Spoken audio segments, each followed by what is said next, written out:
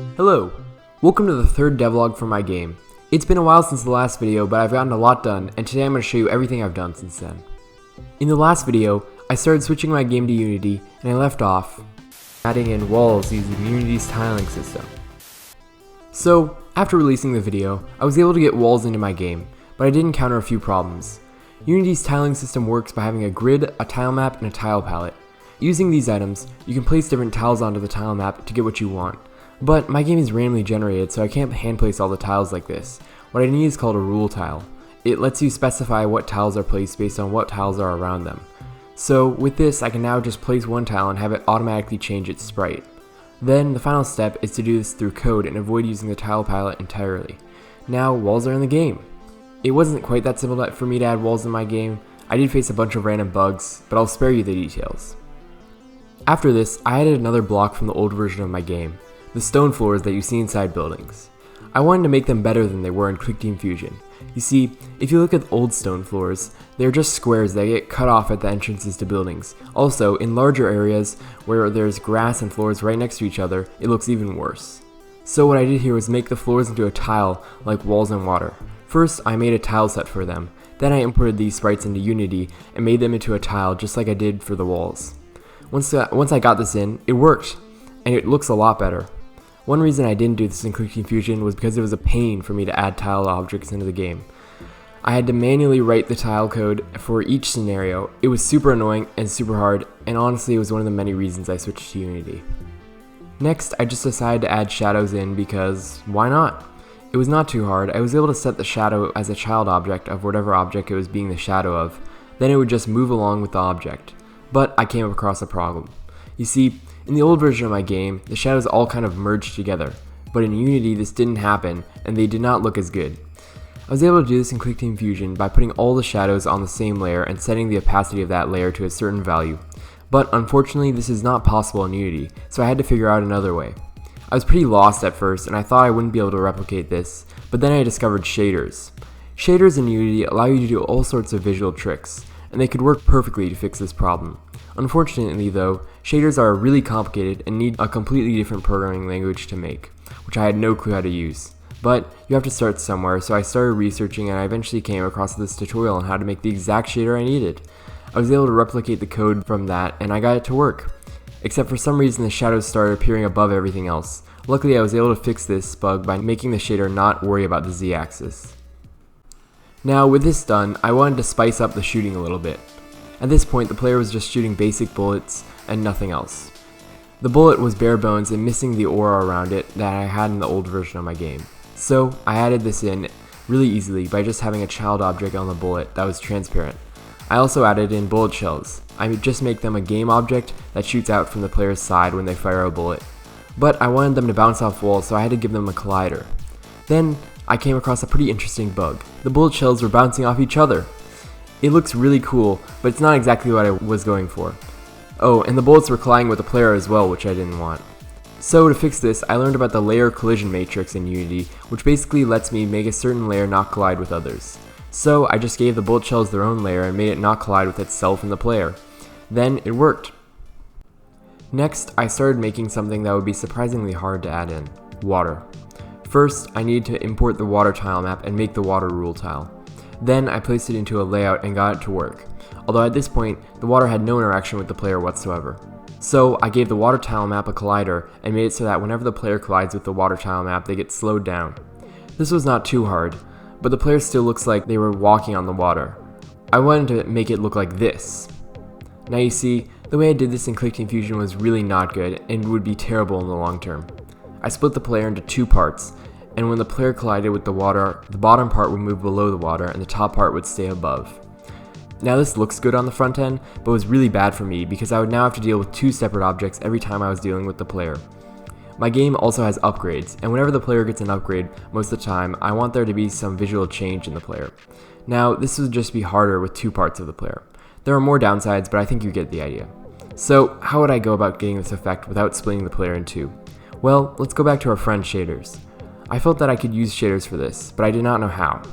At this point I decided the best course of action would be to learn more about shaders in general, so I could take that knowledge and use it to make this shader and others down the line.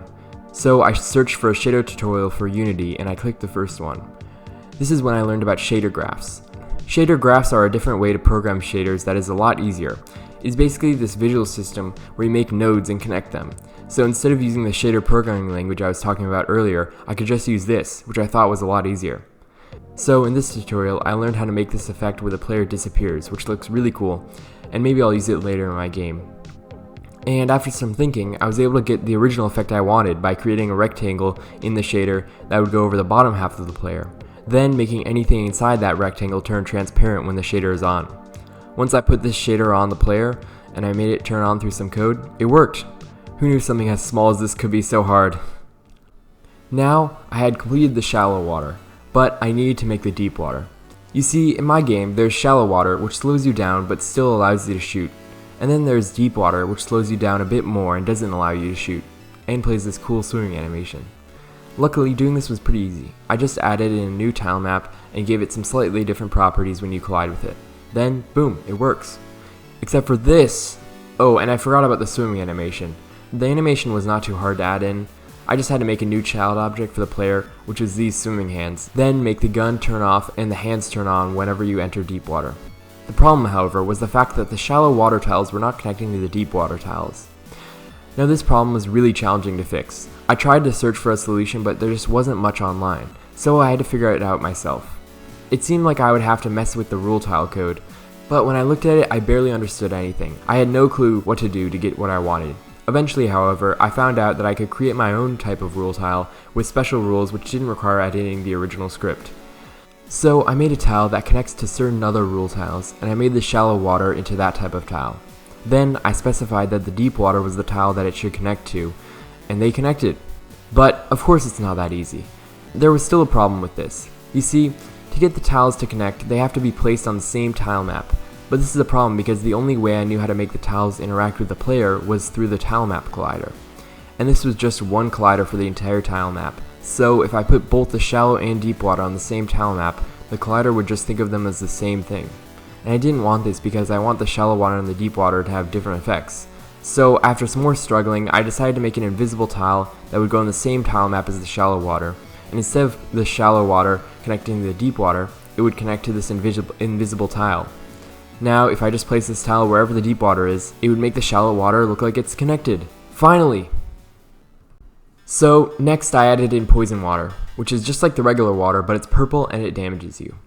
First, I got the tile set into Unity and gave it the same effects as the regular water. Luckily, this was easy to do and I didn't encounter any problems. Next, however, I needed to make it damage you. But there's no health in the game, so I had to add in health. To add in health, I needed a health UI. But Unity is different than ClickTeam Fusion because it has its own UI system, whereas ClickTeam Fusion doesn't, and the UI objects are just regular game objects. So I needed to figure out how to do this. Luckily, I found this tutorial by CodeMonkey, which was exactly what I was looking for. After watching it, I was able to get health into my game.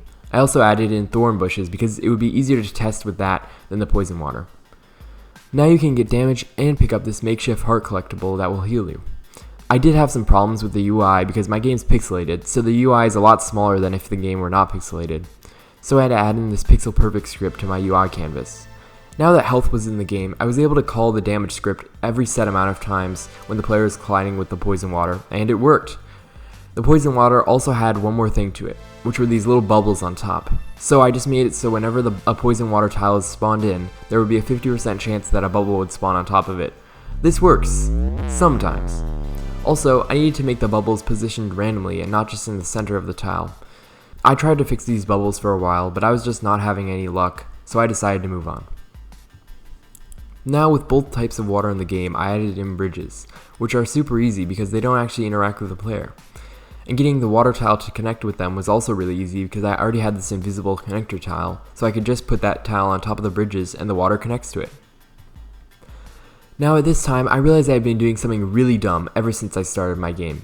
Every single one of my sprites was based on a 15 by 15 grid instead of what literally every other pixel art game is, which is 16 by 16. This might not seem like a big deal, but in Unity, whenever I import a sprite, it has a pivot point, and this point is automatically placed at the center of the sprite. But with 15 by 15 sprites, the center of my sprite would be in the middle of a pixel, which causes the pixel perfect camera to not work. So every time I import a sprite, I have to manually change the pivot point to be in between 2 pixels. This got extremely annoying when I was importing tile sets, and especially the animated tile sets, because there could be dozens or even hundreds of sprites that I would have to change the pivot point for. This, along with other reasons, compelled me to change my sprites to 16 by 16. Yes, every single one.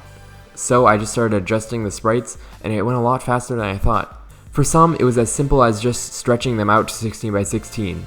Others, though, needed some tweaking. But in the end, I was able to edit and import all the sprites in just a couple days. I was able to keep some sprites the same, like for example the player, because they would just look weird if they were stretched out. While I was doing this, I decided to do something I had wanted to do for a long time. You see, if I draw with a rule tile, I will eventually make something that doesn't work. The rule tile won't have a sprite to place in this specific situation, so it just chooses the closest sprite and it looks weird. So what I did was add those missing sprites to the tile sets and then add them to Unity. Now that works, and I can make literally any shape I want and it will look good. After that, I tried to make the player flash red when they take damage, which is surprisingly hard. First, I tried to change the material color to red, but the player just gets all dark. I had the same problem in Click Team Fusion, but the way I fixed it was extremely dumb. What I did was create another object that would always be on top of the player, that was transparent. And whenever the player took damage, it would toggle on and turn red. This is bad because it's annoying to make that object have the same animations as the player, and also it would make me have to deal with multiple objects whenever I deal with the player. So yet again, I turned to shaders. I was able to make the shader, but I ran into a problem where I cannot add the shader to the player in water because they already have the swimming shader. So I just decided to move on and come back to this when I'm more experienced. The final thing I started adding in before I made this video was collectibles. That is keys, bombs, and coins. First, I made the UI, and I realized I would have to deal with text, so I spent a long time dealing with importing special fonts in my game, making those fonts pixel perfect and whatnot. Fonts are always really annoying in game development. Eventually though, I got it to work, although the UI is still jittery like this. In fact, the player is jittery too. I've had this problem for a while now, and I haven't gotten any good solutions to it, so if you have any solutions, let me know in the comments. But I just decided to yet again not deal with this, and I added in collectibles at the most basic level. You can pick them up, no animation yet, and they will increase the counter. At this point, I decided it had been way too long without a devlog, so I started making one. Then I got caught up with school for like a month, then I finally was able to put some time into this devlog and release it, and here we are. That's all for this video. Thank you for watching. See you next time.